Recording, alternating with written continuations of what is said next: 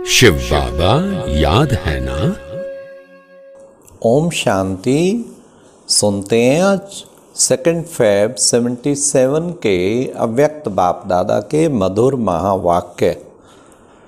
आज की अव्यक्त वाणी में बाबा ने बाप के सुमरणी माला के मणके कब बन सकते हो और ब्राह्मण कुल दीपक किसे कहेंगे।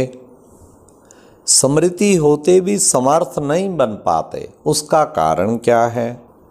बाप दादा बच्चों का कौन सा खेल और कौन सी लीला देखते हैं, तो सुनते हैं 2 फरवरी 77 की मुरली। आज की मुरली में सबसे इंटरेस्टिंग जो श्री कृष्ण के साथ रॉयल फैमिली में कौन होंगे वो बड़ा सुंदर बाबा ने स्पष्ट किया। आज की मुरली का टाइटल है सदा अलंकारी स्वरूप में स्थित रहने वाला ही स्वयं का तथा बाप का साक्षात्कार करा सकता है। बाप दादा स्नेही बच्चों के रूहानी स्नेह की महफिल में आए हैं। ऐसे रूहानी स्नेह की महफिल कल्प में अब संगम पर ही होती है और किसी भी युग में रूहानी बाप और रूहानी बच्चों के स्नेह की महफिल नहीं हो सकती। इस महफिल में अपने को पद्मा पदम भाग्यशाली समझते हो। ऐसा श्रेष्ठ भाग्य जो स्वयं ऑलमाइटी अथॉरिटी बाप बच्चों के इस भाग्य का वर्णन करते हैं। बड़े से बड़ा ब्राह्मण कुल है, ऐसे ब्राह्मण कुल में भी आप दीपक हो। कुल के दीपक अर्थात सदा अपनी स्मृति की ज्योति से ब्राह्मण कुल का नाम रोशन करने वाले।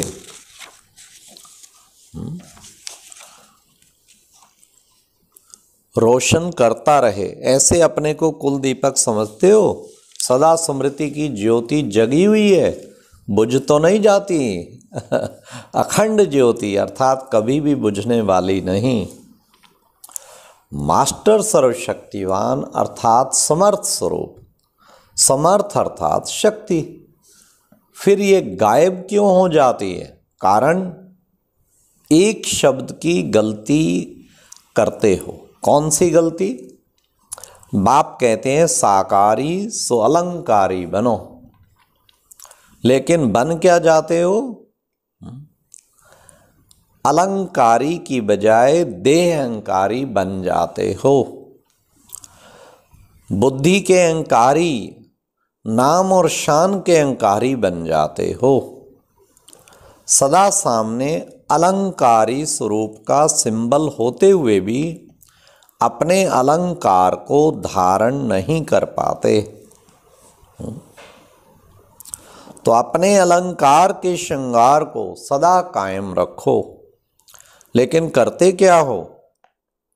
एक अलंकार को पकड़ते तो दूसरे अलंकार को छोड़ देते। कोई 3 पकड़ सकते हैं तो कोई 4 पकड़ सकते हैं। बाप दादा भी बच्चों का खेल देखते रहते हैं। हाँ, बापा बच्चों का खेल देखते रहते हैं। तो क्या खेल देखते रहते हैं? एक शब्द कौन सा याद रखना है? हाँ, किसी भी प्रकार के अहंकारी नहीं, लेकिन अलंकारी बनना है। सदा अलंकारी स्वरूप में स्थित ना होने के कारण स्वयं का बाप का साक्षात्कार नहीं करा सकते। बाप दादा बच्चों की कमजोरी की लीला बहुत देखते हैं। जैसे प्रभु की लीला अपरंपार है ना, तो बच्चों की भी लीला अपरंपार है। रोज की नई रंगत होती है, माया के नई रंगत में रंग जाते हैं। सारे रिजल्ट बाबा दे रहे हैं। सदर्शन चक्र की बजाय व्यर्थ दर्शन का चक्र चल पड़ता है। द्वापर में जो व्यर्थ कथाएं और कहानियां बड़ी रुचि से सुनने और सुनाने की आदत है ना, वह संस्कार अभी भी अंश रूप में आ जाता है। तो क्या ध्यान रखना है? कईयों को अभी भी शौक है, कभी महाभारत, कभी रामायण, कभी कुछ धार्मिक सीरियल, कभी कुछ यूट्यूब पे तो बहुत भरा पड़ा है ना, उसे देखते हैं। लेकिन प्यारे बाबा कहते हैं कि बच्चे तुम भक्ति का सुन सुन सुन सुन नीचे ही आए ना, अब तुम केवल एक बाप से सुनना है और सब भूलना है। तो ये संकल्प करें। इसलिए बाबा ने कहा वह संस्कार अभी भी अंश रूप में आ जाता है।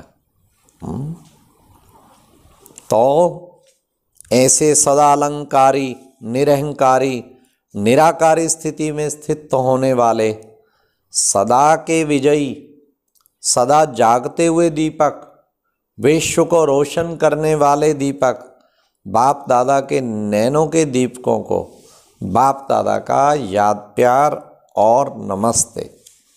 फिर बाप दादा आज बहुत ही सुंदर मुलाकात टीचर्स के साथ भी और दीदी के साथ भी। तो पहले दीदी के साथ सुनिए। जितना कर्म श्रेष्ठ और स्पष्ट होगा उतनी भाग्य की रेखाएं श्रेष्ठ और स्पष्ट होंगी। तो कर्म की रेखाओं से अपने भविष्य खुद ही देख सकते हो। वाह बाबा, वाह बाबा। यमुना के किनारे पर कौन रह सकेंगे? जिन्होंने सदा के लिए पुरानी दुनिया से किनारा कर लिया है। वाह बाबा। और बाप को सदा साथी बनाया है, वही यमुना के किनारे 7 महल वाले होंगे। श्री नारायण का महल और साथ ही आपका महल होगा। श्री कृष्ण के साथ पढ़ने वाले कौन होंगे? पढ़ने पढ़ाने वाले साथी भी होंगे ना। अब सुनिए बड़े ध्यान से, बाबा आज कई क्लैरिफिकेशन कर रहे हैं। जिसका सदैव पढ़ाई पढ़ाने और पढ़ने में विशेष पार्ट है, वही वहाँ भी विशेष पढ़ाई के साथी बनेंगे। रास करने वाले कौन होंगे? जिन्होंने संगम पर बाप के साथ समान संस्कार मिलाने की रास मिलाई होगी। तो यहाँ जिनके बाप समान संस्कारों के रास मिलती है, वे वहाँ रास करेंगे। और रॉयल फैमिली में कौन आएंगे? जो सदैव अपनी प्योरिटी की रॉयल्टी में रहते हैं। वाह, कहाँ भी हद के आकर्षण में आंख नहीं डूब सकती, सदा अलंकारों से सजे हुए रहते हैं। बाबा ने कहा सदा श्रृंगारे हुए मूर्ति, ऐसी रॉयल्टी वाली रॉयल फैमिली में आएंगे। वारिस कौन बनेंगे? वारिस अर्थात अधिकारी। तो जो यहाँ सदा अधिकारी स्टेज पर रहते, कभी भी माया के अधीन नहीं होते, अधिकारीपन के शुभ नशे में रहते, ऐसे अधिकारी स्टेज वाले ही वहाँ भी अधिकारी बनेंगे। अब हर एक को अपने आप को देखना पड़े कि मैं कौन हूँ। यह पहेली है ना। किसी किसी का सारे जीवन में 7 पार्ट भी है। 7 पढ़ने का, 7 रास करने का, 7 महल में रहने का, रॉयल फैमिली में भी 7 होंगे। कुछ एक आत्माओं का सर्वाधिकार भी है। यह है नई दुनिया की रूपरेखा। तो आज बाबा ने ऐसे मापदंड बताए जो हर एक अपने को चेक कर सकता है कि मैं कहाँ हूँगा। फिर टीचर्स के साथ बाबा ने टीचर्स के लिए कहा कि बाप दादा को विशेष खुशी है। क्यों? आप समान शिक्षक हो ना। जैसे बाप विश्व का शिक्षक सेवक, वैसे टीचर भी शिक्षक और सेवक है। बिना सेवा के और कोई बात आकर्षित ना करे। दिन रात सेवा में लगी रहो। अगर सेवा से फ्री रहेंगे फिर और बातें भी आ जाएंगी। खाली घर में ही बिच्छू टिंडन आते हैं। खाली घर हो या पुराना घर हो, यहाँ भी ऐसे होता है। बुद्धि या तो खाली होती या तो पुराने संस्कारों वाली होती, तो व्यर्थ संकल्प रूपी बिच्छू टिंडन पैदा हो जाते। टीचर अर्थात सदा बिजी रहने वाली, कभी फुर्सत में रहने वाली नहीं, संकल्प बोल कर्म से भी फ्री रहने वाली नहीं। टीचर का अर्थ ही है बाप समान अथवा बाप के समीप विजयी माला के मणके। टीचर का यही लक्ष्य है ना, विजय माला का मणका बनना ही है। कितना अच्छा बाबा बता रहे हैं। टीचर अर्थात कभी हार कभी जीत में आने वाली नहीं, लेकिन सदा विजयी। सभी टीचर हैं ना नंबरवार, सब जो औरों को ज्ञान सुनाते सब टीचर हैं। टीचर अर्थात सदा तिलकधारी, सदा सौभाग्यवती, सुहागवती। तिलक सुहाग की निशानी है ना, तो सदा सुहागवती अर्थात बाप को सदा साथ ही बनाने वाली, सुहागवती अर्थात तिलक वाली। टीचर का स्थान है दिल तख्त। स्थान छोड़ेंगे तो दूसरे ले लेंगे। टीचर का आसन बाप का दिल तख्त है। आसन छोड़ दिया तो त्याग तपस्या खत्म। तो ये आसन कभी नहीं छोड़ना। जगह लेने वाले बहुत हैं, सभी को यही उमंग उत्साह है कि हम टीचर से आगे जाएं, टीचर फिर उनसे भी आगे जाए, तब तो दिल तख्त नशीन होगी। टीचर का छोटा सा संसार है ना, टीचर का संसार एक बाप ही तो है, एक बाबा है। ये है टीचर का संसार। तो बाबा ने कहा यहां सर्व संबंध की प्राप्ति बाप से है। अगर एक भी संबंध की प्राप्ति बाप से ना होगी तो बुद्धि दूसरे तरफ जाएगी। बाप से सर्व संबंधों का अनुभव होना चाहिए। बाप तो सदा ऊंची नजर से देखते हैं। अगर बाप कमी को देखें तो सदा के लिए उस कमी को अंडरलाइन लग जाती है। तो बाप भाग्य विधाता है ना, इसलिए बाप सदा श्रेष्ठ नजर से देखते हैं। अब और सुनिए, बड़ी सुंदर सुंदर आज बाबा ने शिक्षाएं दी हैं। सभी टीचर्स को विशेष एक बात का ध्यान रखना है, कभी भी किसी में भी रॉयल रूप में भी झुकाव ना हो। किसी भी आत्मा के गुणों की तरफ, सेवा सहयोग की तरफ, बुद्धि की तरफ, प्लानिंग की तरफ झुकाव ना हो। उसी को अपना आधार बनाने से झुकाव होता है। जब किसी आत्मा का आधार हो जाता है तब बाप का आधार स्वतः ही निकल जाता है। इसलिए कभी भी किसी आत्मा के किसी विशेष प्रभाव के कारण प्रभावित होना ये महान भूल है। भूल नहीं, महान भूल है। इसमें खुश ना होना कि सर्विस वर्दी को पा रही है।